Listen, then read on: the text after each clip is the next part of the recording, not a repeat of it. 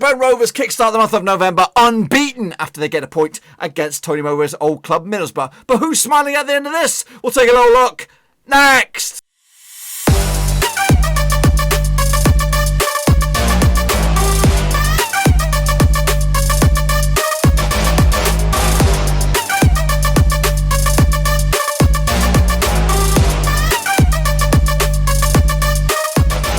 Back once again with another match review, this time picking apart Blackburn Rovers' latest match against Middlesbrough, and we'll get to that in just 1 second. If you're new to the channel, smash your subscribe to keep you bang up to date with all things Blackburn Rovers related, championship related, world football related, under one Ruski, boys. We're going to know here, under one Ruski.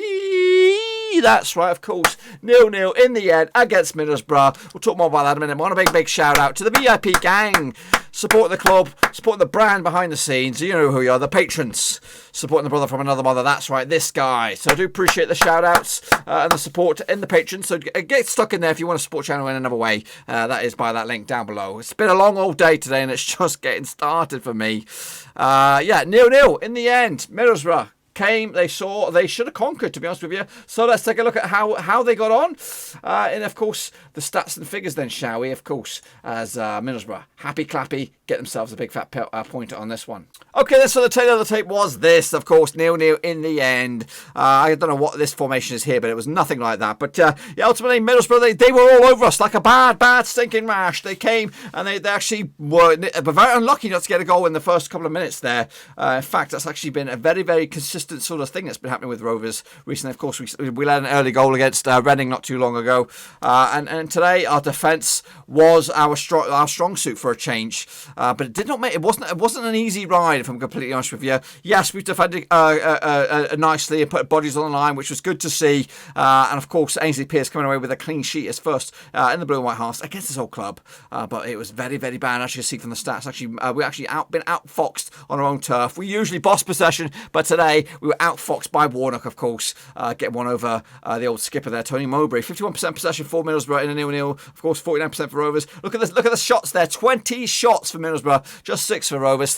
Just three on target, and that is probably a credit to the Rovers back line, Derek Williams, Dale Lennon, Nyambe, Raki Costello. You've got to give a lot of credit for Tom Tribal, who put his body, his face on the line on a fair few occasions, and he actually was a massive wounded warrior at the end of it, leaving with an injury after putting his face and body on the line for a low knee. He's a low knee and he's put his body on the line. That's what we need to see the likes of Ben Brereton doing, the Harvey Elliots, the Lewis Holtbys. Put your body on the line. Tom Tribal's coming here on loan, trying to prove a point to his manager back at Carrow Road, and he's throwing his body on the line. We need to see more of that. We did actually see a bit of that in the back there. Derek Williams and Darren Lanahan also putting in some good performances in the back, but ultimately it was not great going forward. I'm going to give a big thumbs up and a big sort of kudos to the back line there, because they've been under a lot of criticism of late, and I've been part of that. And today they did earn their keep.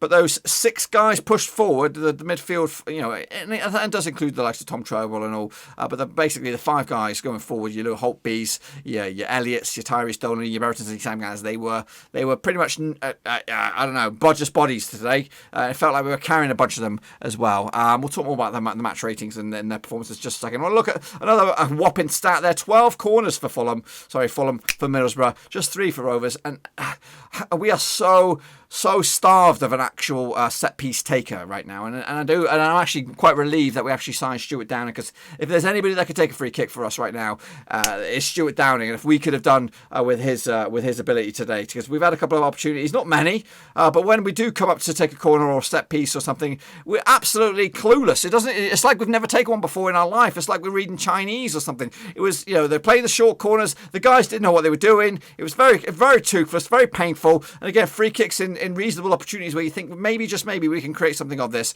But no, Holtby was given the responsibility to take them, but it's just dire. It's very dire. I'm actually embarrassed when it comes to corners and free kicks for us at the moment, because we've got no ability. We do have those waiting in the wings. Perhaps Barry Douglas will be the one to take the corners and the free kicks when they come around. Of course, same can be said for Stuart Downing if he starts as well. Dak's never been the greatest either, neither is Joe Rothwell at taking free kicks. So I'd like to see what happens when everyone's fully fit and raring to go. But ultimately, it was a Danny Danny Dyer performance from Rovers, absolutely shocking, especially going forward. And if it wasn't for our defence and some of those lastminute.com clearances, we would have probably got battered here 6 or 7-0. It was that bad for Rovers. Middlesbrough look good. They look good, and they look credit for where they are right now. And again, if this was at Riverside, I would probably be content with a 0-0. But it's at Ewood. We should be winning these games. No disrespect to Middlesbrough. They're around about the same sort of standard of team as us. We've got the personnel in our team. They're just, right now, looks clueless. I don't know why. Do we not have when I look at that team, do we have not a leader? I think Tribal's coming in, and he does look like he's got the bit between the teeth. He does look like somebody who could grab the team by the scruff of the neck and be a little bit of a leader, be a little bit of a chief in the midfield there. Lewis Holtby, is he too much of a nice guy? Yes, he's got the ability, and he does have a bit of a good pass on him. But when you look forward, Harvey Elliott's a youngster. He does look a little bit. It does look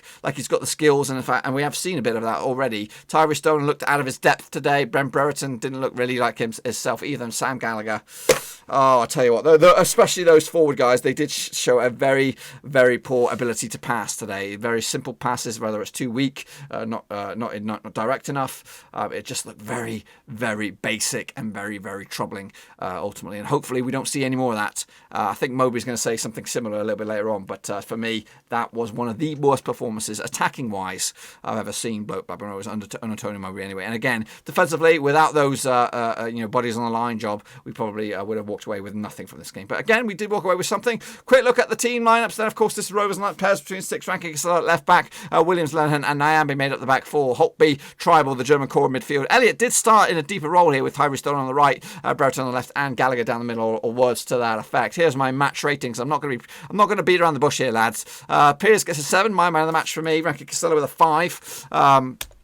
Williams with a 7, Lennon with a 6, a little bit better performance from him, and Nyambe with a 5 as well. I just thought, they offered little down that right hand side, and they were just second to everything. Holtby in midfield with a 4, Tribal with a 6. I'm giving him kudos because he did actually get substituted with an injury, and he also had a yellow card. And if he played the full 90, we might have had a bit more luck in midfield. Elliott with a 4, absolutely poor for him. Brereton with a 4, Gallagher with a 4, and Tyree Stone, I'm going to give him a 4. And again, I don't want to label these guys as dog shit, but today they were absolutely ghastly. And what happens? It happens. Hopefully next game against QPR, those 4s are going to be 8s and 7s and 9s and things like that. We'll turn those 6s upside down and we'll get 9s. That's what I'm hoping for. But at the moment, the Swansea game, the Reading game, this game right here, it just looks a little bit sorry for Rovers. And again, when we started off the season in fantastic shape, everyone was singing our plaudits, and we're looking up the table, and you know what? I actually started to believe that we could actually do the top 6. But right now, I'm fearing for ourselves at the moment. We're close to the drop zone at the moment, and people are saying when everybody's fit and raring to go, we're going to be a different kind of beast. We could be, but right now we need confidence. We need to get the results back, and of course, one more game before the international break, and we need to go out of that on a high. We need to bounce back against Middlesbrough here, against QPR on a high, to go into the international break with a bit of mojo, and then maybe at the end of that we'll have a full, at least a good bunch of players coming back to give Mowbray a headache as to what he'll play. And hopefully he's got another plan up his sleeve instead of just this formation here, which has been the tried and trusted method for the moment. And right now it's not working, Tony. Quick look at the opposition then. Of course, they played in a similar sort of style, maybe not. Bentley between 6, pretty much bored. He was bored out of his mind. Bola, McNair, Fry, and Jig Steele, of course. Again, a lot bit of possession for these guys. Savile looked tidy, House and a couple of long range efforts as well, Taverner as well, Spence, Coulson, and Assombalonga, of course. I was very worried about seeing Assombalonga because I know he does score against us quite frequently, but today he drew a blank. Moving on, let's take a look at some of the shots and stuff there. Of course, they had just a little bit more touches. There's 517 touches to our 507. Actually, we had more passes than they did, 328 to their 309. And as you can see, this blue splodge here is all their shots. Just this orange one is ours. And we had one really, really goal-ridden chance. And to be honest with you, it would have been in, and we would have mugged off Middlesbrough for it. It was a Derek. This is how bad it was. It was a Derek Williams charge from the back, from the Rovers area, around about here, all the way through. He made it through to basically the D, and he was like fouled maybe just before the D. The ball luckily landed onto Rankin Costello, who whipped a ball in across the face of goal, but no Brereton, no Gallagher could tuck it in there. It's like basically a Bradley Dack sort of goal. He would be in there like a little ninja, sneaking in there, putting the ball in the back of there. But Rovers attacking line just clueless. I don't know. It's like they lack ideas. And unfortunately for us, we couldn't take that one chance because that's all we had. And Middlesbrough, they deserve probably more than this game. And to be honest with you, I feel a little bit guilty that we mugged them off for the point. What else do we have? This is the heat maps. Usually Rovers are all over the place, but as you can see, we were trapped in our defensive third for the vast majority of this game. Maybe a little bit of a possession out wide, but ultimately not the usual heat map you would see for Rovers. As for look at Middlesbrough, definitely had a bit more possession down this right hand side, our left, taking advantage of Rankin Costello perhaps a little bit down this right hand side as well, which is the Nyambi effect, and a bit of possession at the back here. But ultimately, look at this. They didn't even bother with this, and they were still all over us like a big old rash. That's just a little bit of what I've had to say about the match. What about the gaffer, Tony Mowbray? Give it to me. Give it to me straight, Tony. What do you think? Thoughts, goodness me. I haven't got many thoughts other than I hope there's not many like that, in the rest of the season. I think I just said to the TV there, if they'd have been watching us most of the year, we've been pretty good. And yet the night they decide to come along, they get that as a performance really from both teams. I think Middlesbrough do what they do, and they're really hard to play against and really resilient and ask questions of you. For us, I think the signs are there now of the low confidence and the unbalanced team. No left side balance at all, no defensive minded midfield at all. I think the goalkeepers are, he was just settling in nice really, and yet young players kept a clean sheet tonight, of course, but it wasn't nice to watch. I didn't enjoy it. Let's take the point, put it in the bag and move on. No, I don't think so. I think we could have easily lost it, but we could have won it 1-0 as well. It was a bit like watching us play against Notts Forest this year, where they just sat in and it was a nothing game, and then we lost it at the last minute to a deflected goal. It's football. There's no right way or wrong way to play football. There's nobody says this is the template for success. You do it the way you do it, and you recruit players to play the way you want to play. At this moment we are just a little bit depleted of what we want to do, but I think if you're looking for a positive for us, that the team put their bodies on the line, a lot of blocked shots, a lot of last ditch defending. It was really pleasing to see some young players doing that, and but that obviously won't be the norm as we move on, I think, and you've been to enough games to know that that's not the norm for us, and we'll see. We're looking forward to after the window really. We've got a game on Saturday, of course, which we have to get through, and then I hope 2 weeks after that we will have 4 or 5 or 6 or 7 more players available to pick from, and let's see how we do. Yeah, I think so. It looks like we picked up 1 or 2 more tonight, but that's okay. It gives some of the young players a chance to get around the bench. I had McGlaw and Grayson were in the squad tonight, just didn't make the bench, but if they need to, they'll be available at the weekend. I think the squad we've got is really good squad. 2 weeks ago I felt we had a good squad that could compete right at the top end of this table, and I think that will come to fruition. I think this team can win game after game after game after game as the season unfolds in front of us. I think, and I've mentioned to the team that a team like Brentford, who got the playoff final, won 1 of their first 10 games last year, and I'm not saying we're Brentford, but I think we are capable of creating the chances, and I don't know what the stats are, but there's not many teams that will have had more shots at goal, scored more goals, had more crosses, had more possession, and yet that obviously wasn't the team that was on the grass tonight because of the situation we find ourselves in. And yet when the team starts to come back together, that will be the team, I think, week in, week out, that can dominate football matches, score lots of goals, win games with a bit of panache. Meanwhile, what's been going on social media? Well, let's take a little look at it then, shall we? Let's kick it all the way back. All the way back to Where was it? We took it off here. Talk of Ewa to this grim, but good to see us grinding out for a point. Borough, a good side, but we didn't play to our full potential at all. Defensively better, but still not inspiring. On to Saturday, then we should have a few key players back. Of course we will. Sean Fox said this, aka Rover America said, lucky point, but we finally showed some defensive resolve. Midfield and attack, bar 10 minutes, poor. Struggled to maintain possession and threaten Borough at all. Set pieces were dreadful. Bloody hell, were they ever. That said, a point here is a positive. Use it as momentum for QPR and get 1 or 3 more. Solsters Inc. said this, just realised the players were having a training defensive drill for an hour and a half to provide us to prove we could defend, and we did that. We did do defending, but ultimately that was it. That was all it was. Basically what you're saying right there. Jordan Kingsley says, defensively sound tonight. Needed to be attacking absolutely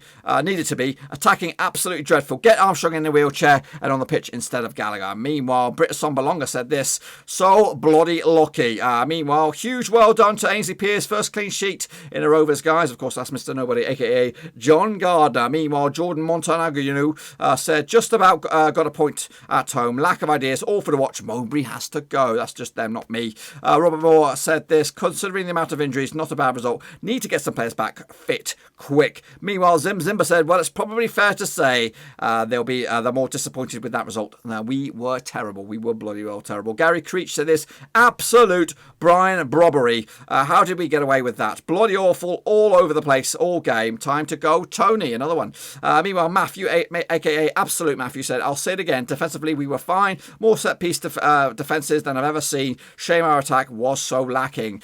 Tom Wade said this, very, very lucky to take a point tonight. Take it off course, but that wasn't a good enough performance. Nowhere near enough going forward. Defending was brilliant, though. That's just a little bit of the sample what's going on the old social media. Again, if you want to check out some more, why don't you head over to the brfcs.com forum. They are very, very vocal over there. What else has been going on in the Championship? Let's take a little look at it. Of course, we're on the halfway stage of the midway games, of course. Huddersfield lost at home to Bristol City. Their bounce back ability there.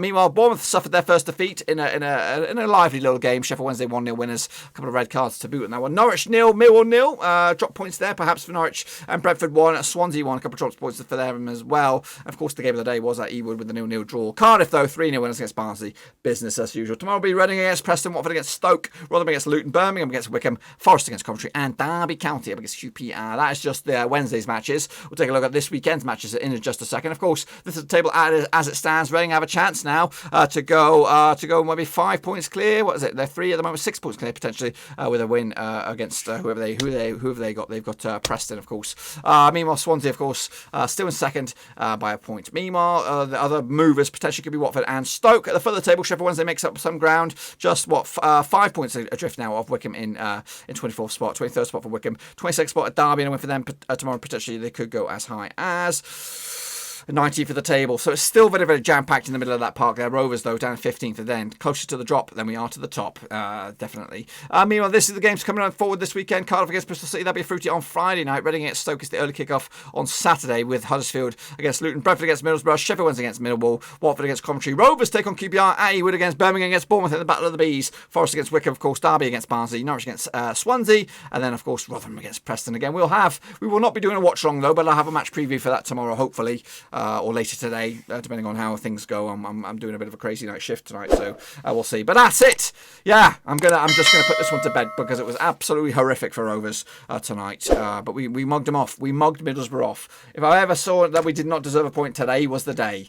But yeah, that's it. Hopefully you enjoyed the video. If you did, smash that thumbs up. And if you're new, bang your subscribe button to keep you banging up to date with all things Blackburn Rovers related, Championship related, World Football related. We got it all here under one brewski. I'm absolutely getting tired. I'm very tired right now. The games are coming too fast and thinking, you know what? I was very happy. I was thinking, this COVID schedule will be quite good, but it's just never ending. It's just never ending. Fortunately for us, though, there is a bit of a break for Rovers to get the troops back, and then maybe we can kickstart our season after the international break with the return. Oh yes, the Dak attack could be back. I'm looking forward to that. But anyway, this guy has been put on hold. I did have him ready for the watch along, but unfortunately, no goal today. That's it, my friends. Again, I'll see you all very, very soon. Stay safe out there. And again, if you want to support the channel in another way, check out the links down below. I'm on Twitch, Twitter, Facebook, and again, Patreon if you want to support the channel in another way. That's the best place to do it. Until then, though, stay safe, and I'll be there very, very soon. Ciao, skis.